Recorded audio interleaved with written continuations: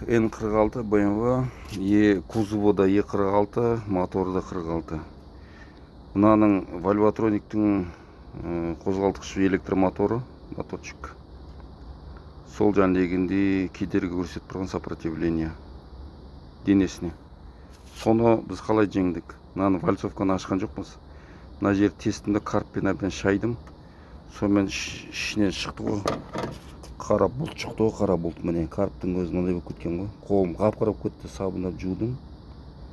Мынандай карптың өзі мынандай таскеленді. Қолым қап-қара, толып кеткен жоқ. Қап-қара болып кетті ғой, негінің қолы болып кетті.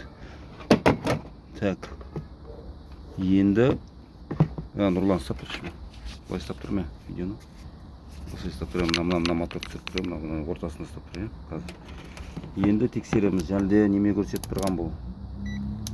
20-ға қойып қойыңызшы. Денесіне шаңмен ше. Міне, мына жақта ештеңке жоқ міне. Міне. Мынаны түсіріп отыр, мультиметрді міне, мультиметр былайынан түсірейді. Түсіп отыр мультиметр міне. Міне. Мультиметр түсір деймін, мультиметрдан осылай міне. Міне енді денесінде жоқ міне. Шаңын бәрін шап тастадық. Так, былай обмоткасы сау. Бұл 5 вольттық моторчик негізде, 5 вольт беру керек болған. Денесінде жоқ.